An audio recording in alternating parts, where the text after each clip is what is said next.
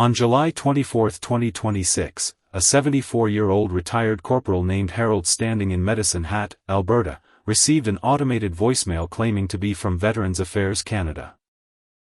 The message said his monthly disability pension payment of $3,127 would be frozen on August 1 unless he called a number that was not the official VAC line to confirm his direct deposit routing information. The number had a Toronto area code but a callback routing that redirected through a VoIP exchange in another country.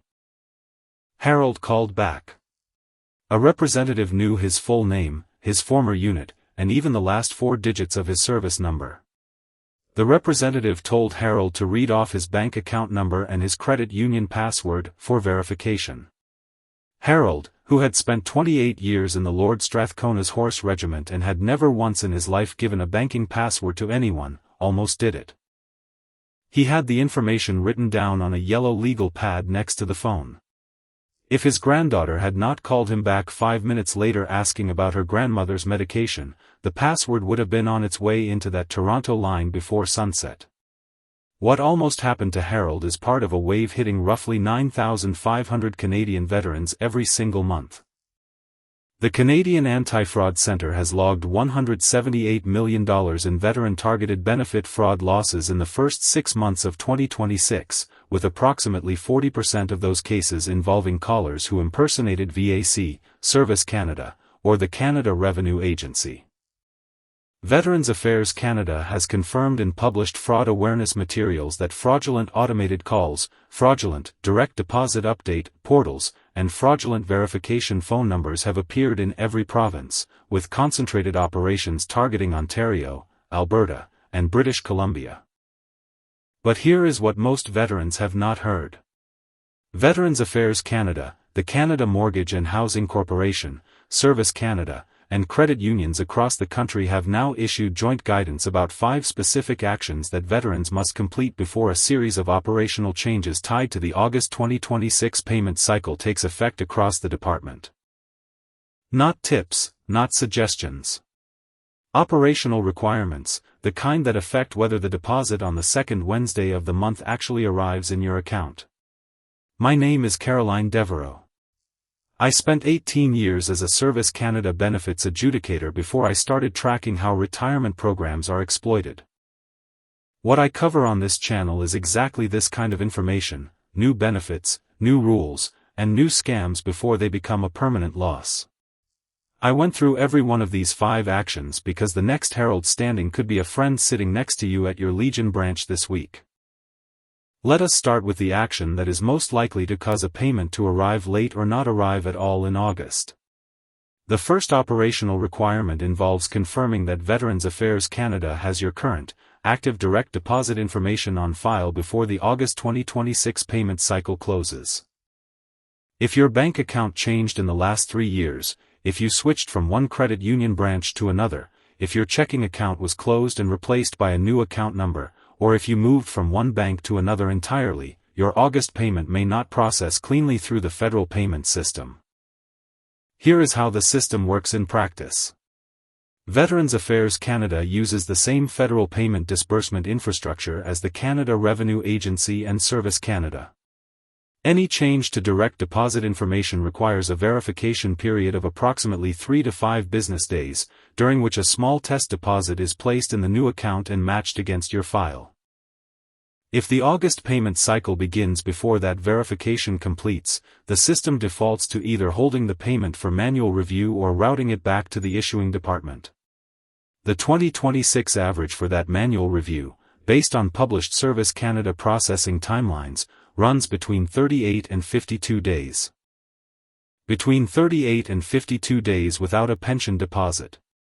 A retired petty officer named Devin Cardinal in Edmonton switched his checking account to a new credit union in late March 2026.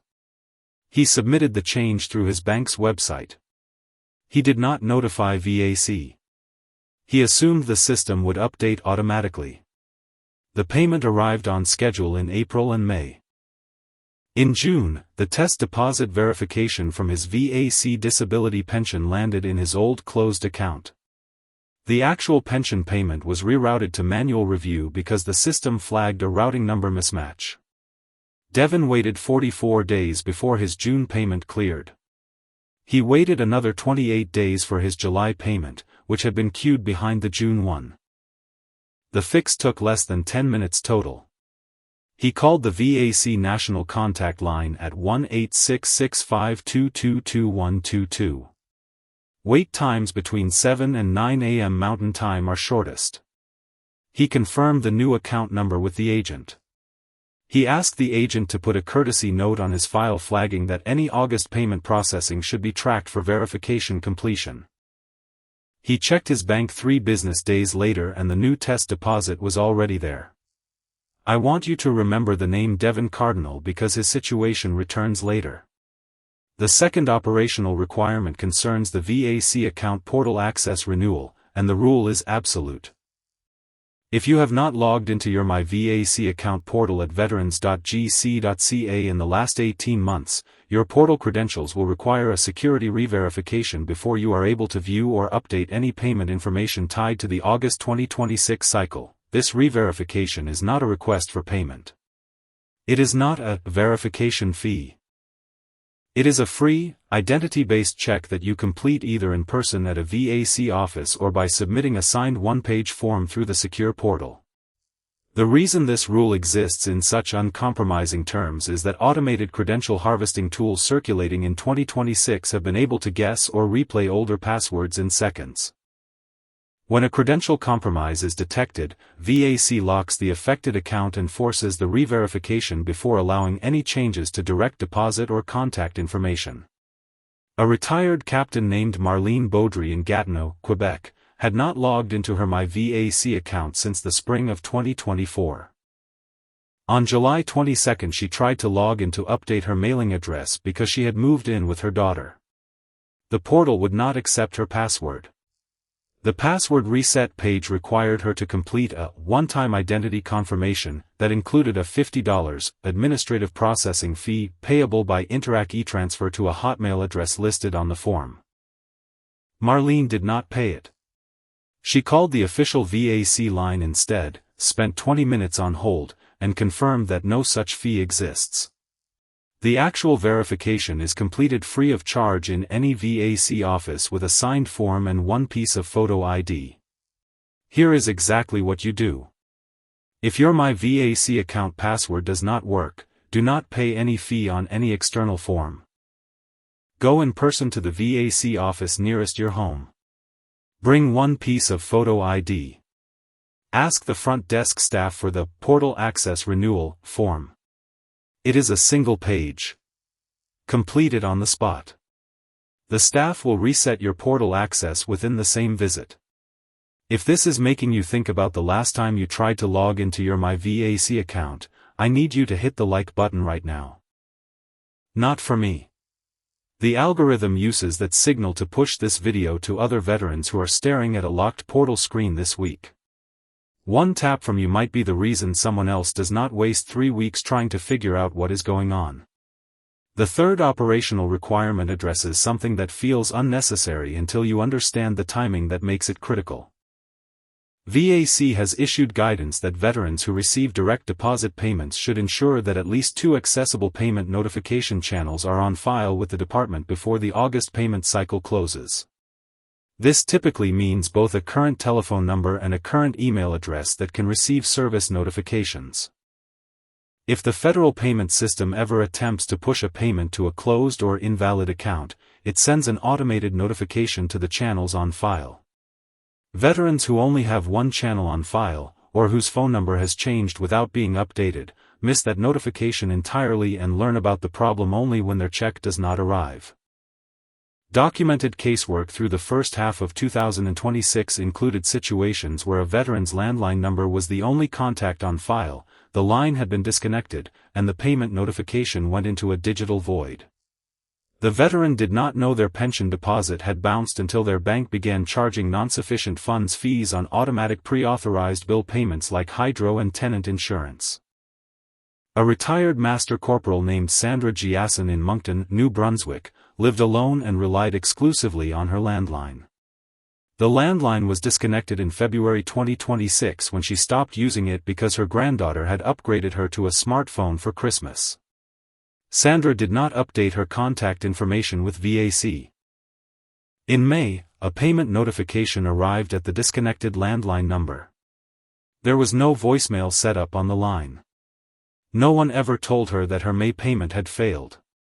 Her June payment was rerouted to manual review because the system flagged repeated failures on the same account. Sandra did not know anything was wrong until her bank called in July to ask about 3 returned pre-authorized payments. The fix took approximately 12 minutes. Sandra logged into my VAC account from her granddaughter's laptop on Saturday morning. The portal session was still active because she had logged in within the last 18 months. She updated her telephone number to her mobile number. She added her granddaughter's email address as a secondary contact. She logged out. The same principle applies if you receive your payment by paper check. The Vietnam-era veteran in Burnaby who waits by his mailbox every second Wednesday of the month needs an updated mailing address with the department. If he moved for any reason and did not tell VAC, his check is mailed to the wrong location. Now, I need to tell you about the scheme that has cost Canadian veterans an estimated $178 million in the first half of this year alone, and you need to understand something uncomfortable about it first. The veterans who fall for these scams are not careless. They are not confused. They are often the most disciplined, most detail-oriented, most service-trained people in their communities. They still almost lose everything. That fact should concern you because it means the scheme works on exactly the kind of person who believes it could never happen to him. Here is the pattern. You receive a phone call, an automated voicemail, or an email. The sender identifies himself as a Veterans Affairs Canada officer, a Service Canada agent, or a Canada Revenue Agency collections officer. He tells you that your disability pension payment has been flagged for review, that there is an outstanding underpayment in your file that must be refunded by direct deposit, or that your service number has been flagged for fraudulent use and your benefits will be suspended unless you confirm your identity by reading back your banking information. He sounds professional. He knows your name, your former unit, sometimes the last 4 digits of your service number. He is calm and authoritative and persistent. He creates urgency without shouting. He creates doubt without threats. Then he gives you an instruction. Read off your direct deposit routing number. Read off your full banking password. Transfer a small, verification amount of $500 to $1,200 by Interac e-transfer to a Gmail or Hotmail address to secure your file. The moment you transfer the money, or the moment you read off that password, the money is gone, or your account becomes vulnerable. Ontario's Serious Fraud Office opened a joint task force with the RCMP's National Cybercrime Coordination Centre in March 2026 to address the wave of impersonator calls and emails targeting VAC benefit recipients. 8 provinces had launched parallel public education campaigns by June. The calls and emails still run every single day, and they specifically target veterans between 9 a.m. and noon, when they know spouses are out and adult children are at work. Here is the absolute rule. Veterans Affairs Canada will never call you to ask for your banking password. Veterans Affairs Canada will never ask you to transfer money to, secure, or verify your pension. Veterans Affairs Canada will never send you a refund request through Interac e-transfer to a personal email address. If anyone, in any format, regardless of how convincingly they know your information, asks for any of these things, hang up immediately. Do not press 1 to speak to an agent. Do not return the call to the number that showed on your caller ID. Look up 1-866-522-2122 yourself, mark it, and verify whether there is actually any action on your account. That intermediate 60-second step is the difference between losing everything and protecting it. If you are watching this and you have a father, a mother, a neighbor, a veteran friend who lives alone, this is the warning you share today. Not next week. Today. The 4th operational requirement brings us back to Devin Cardinal from Edmonton. After his 44-day payment delay, he went to the Edmonton VAC area office in person on a Wednesday morning to ask why the delay had happened. While waiting in the lobby, a man wearing what appeared to be a VAC-branded lanyard approached him. The man identified himself as a service verification partner, and said he could walk Devon through the portal refresh process faster than the front desk staff. Devon handed over his phone. The man held it for approximately 70 seconds, appeared to tap through several screens, handed it back, and said everything was updated. The man was not a VAC employee. He had walked in from the parking lot wearing a lanyard purchased from a print-on-demand website. Your phone, with an open banking session or an Open My VAC account session, is direct and complete access to your pension information, your payment routing, and your service history. Veterans Affairs Canada is now formally warning veterans, your phone stays in your hands inside any VAC office or Service Canada location, always, without exception. Frontline employees guide customers verbally. You tap the buttons yourself. If anyone inside a government office insists that he needs to physically hold your phone to help you, ask for the site lead or the regional supervisor on the spot. Any legitimate employee will understand that request. If the person pushing to hold your phone hesitates to involve a manager, that hesitation is the clearest possible signal that something is wrong. Vacate the waiting room. Go back to the front desk. Tell the front desk employee what just happened. The front desk will involve security immediately. Now, here is something you can do before tomorrow that costs nothing, takes 10 minutes, and could be the action that saves your August payment.